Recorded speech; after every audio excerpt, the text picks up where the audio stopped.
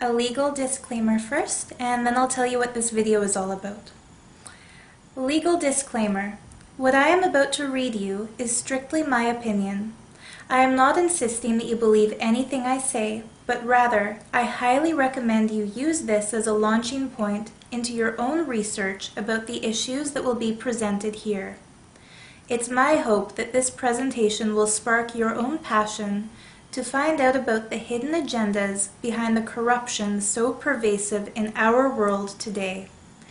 I want you to understand how these corruptions affect your conscious path of self-realization, and ultimately, I hope we can all go beyond the obstacles and rise into our enlightenment against all odds.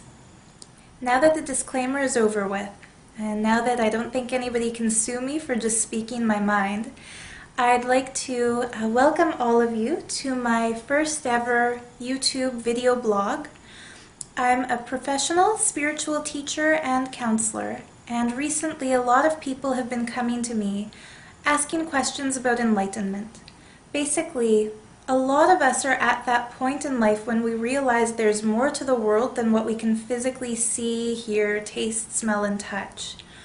But since the world is completely focused on sensory perception, that which comes through the five senses, we'll find that when we start pursuing something more meditative, more meaningful, and more based on the inner world realization, obstacles will start popping up that prevent us from furthering on our path. When I really started to research it, I found something at first hard to believe, but now hard to ignore. And that's that there is literally a conspiracy going on this planet, keeping everyone as unenlightened as possible. Now, in ancient times, when avatars would come to Earth and give beautiful teachings of wisdom, in those times, people really had to dedicate themselves to following the enlightened teachers' examples in order to reach enlightenment. In today's world, that's not enough. Not only do we have to follow the teachings of enlightened avatars who can guide us to our higher state, we also have to avoid falling prey to the corrupt government institutions that exist for no other reason but to keep us in subhuman consciousness. I say subhuman because they are literally stripping us of our birthright to even the most basic levels of intelligence and intuition. So the list I'm about to share with you, I'm calling it the Essential 10-Step Program because it's things that we really have to do. If you want enlightenment, this list isn't something that I would call optional or suggested. This list is something I would call absolutely necessary. So hopefully you'll enjoy it. A lot of it is just sickening and maddening, but let's not use it to make ourselves sick or angry. Let's use it to make ourselves informed so that we can start living our lives the best way possible. I don't want to dwell on pointing the finger or looking for people to blame for this corruption that's so pervasive here. Instead, let's just bring ourselves into states of awareness about what's going on, and that way we can move into higher states of realization, bliss, love, and joy, and overcome the fact that the world is not set up to lead into enlightenment. We don't need to fall victim just because they are trying to make us victims. Just remember that. Okay, so the title of the blog is Free Yourself from the International Conspiracy Against Enlightenment, an Essential 10-Step Program. Pardon me for not looking into the camera, but I'm reading off a screen just so that I'm not going to ramble. I have a tendency to kind of talk and talk and talk. So I don't want to waste anyone's time out there, and for that reason I'll be reading what I've written in my blog verbatim. If you want a print copy, the blog is available at the link shown below, and you're welcome to distribute that, print it, copy it, share it, email it around, stake claim to it. I don't even care if my name is attached. I just want this information out there.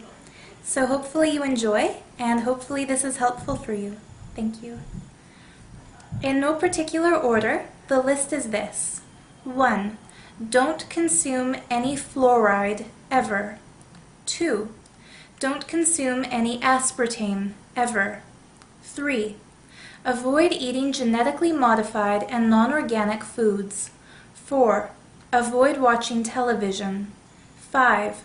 Question your education. 6. Reevaluate the validity of popular opinion. 7. Look within yourself to discover who you are. 8. Regularly do some form of yoga. 9. Drop all the judgments you have against those who are not ready to make the same changes you are making. 10.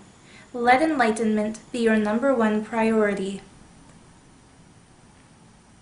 The title of this blog may have some of you wondering, Sudevi, what's with the conspiracy theory? In a nutshell, the international conspiracy against enlightenment is not a theory, it's truth.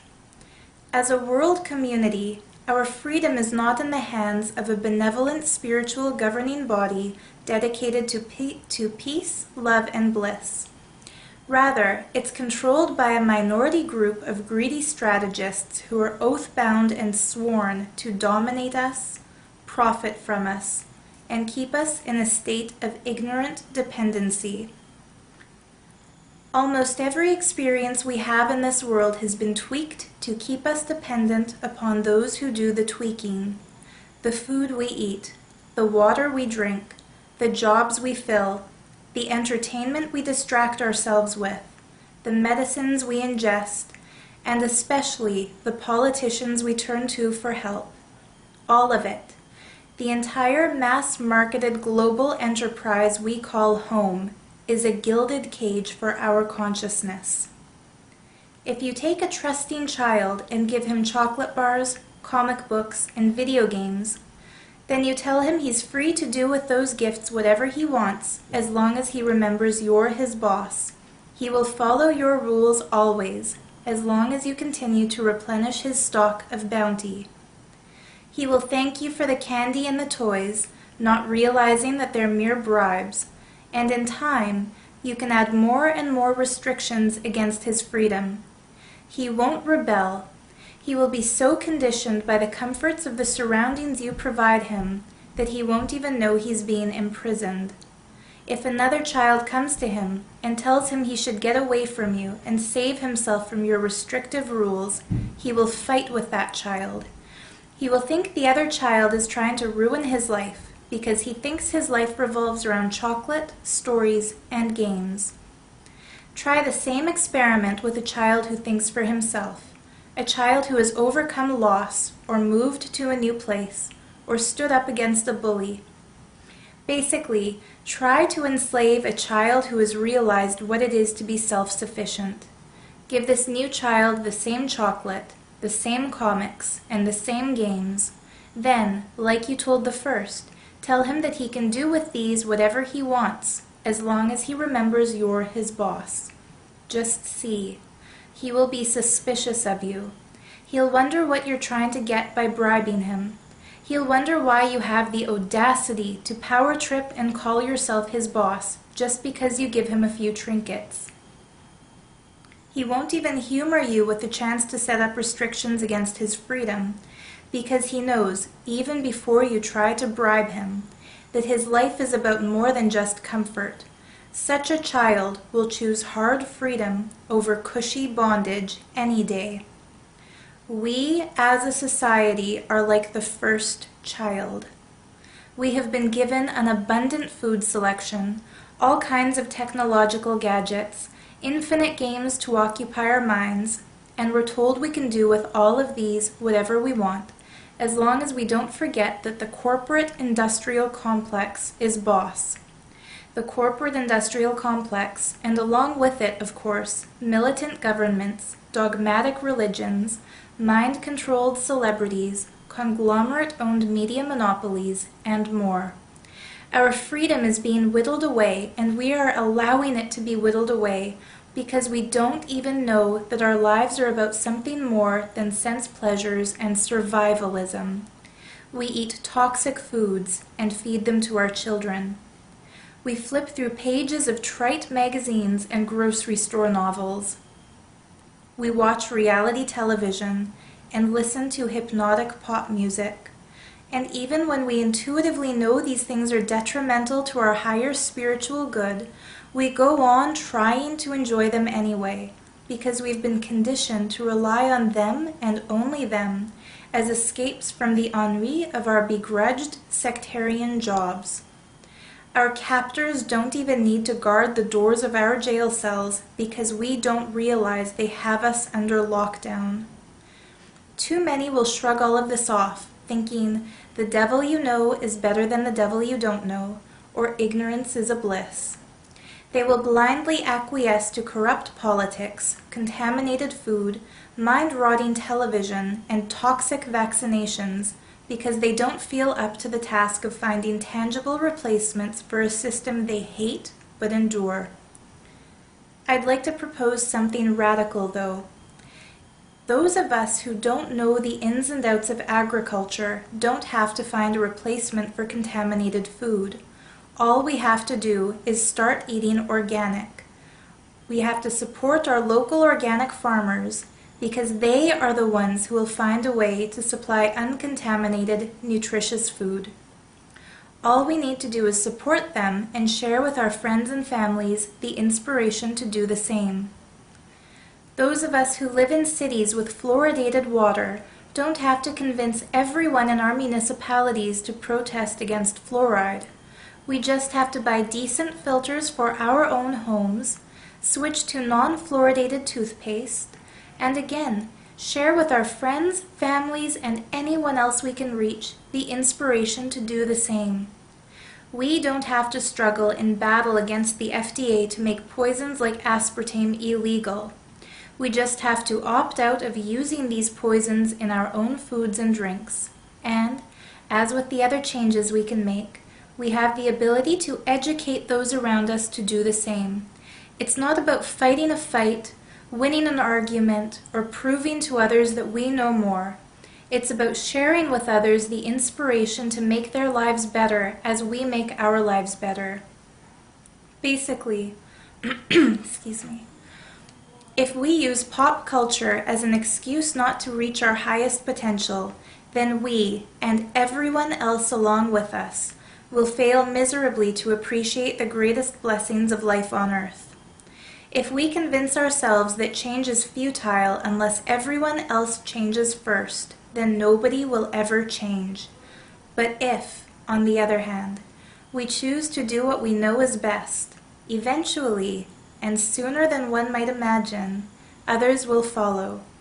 It takes one voice to lead the world into a song, one flame to light the candles of the many, one thunderbolt to bring down the Tower of Babel. Only those among us who are lazy and irresponsible believe ignorance is bliss, because their ignorance gives them an excuse not to take action.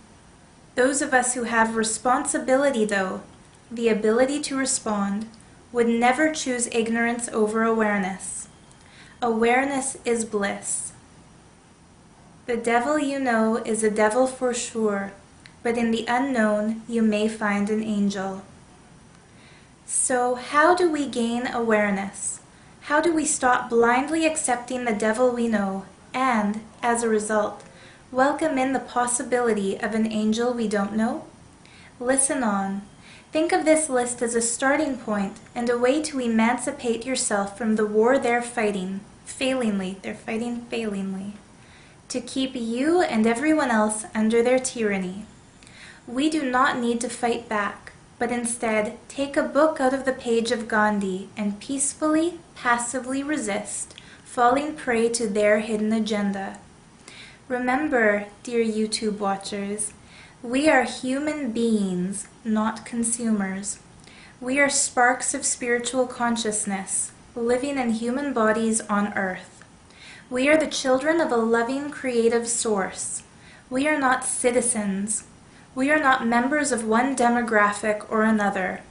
We are not our genders, ages, names, or socioeconomic classes. We are not here to run after the latest trends or to blindly follow the dictates of chameleon-like leaders. We are here to wake ourselves up and understand that life is whatever we make of it. To quote a powerful and enigmatic revolutionary of the inner world, Swami Vivekananda, it's time for us to arise, awake, and sleep not until the goal is reached. You are the chosen ones who will determine your own destiny, and you have chosen yourselves. If ever you choose to bow down and say Dasoham, let it be to the infinite and not the corporate.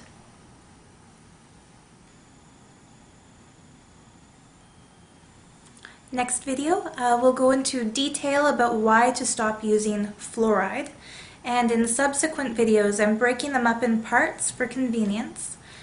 Each video will present an in-depth look at each topic on the 10-part list. Thank you.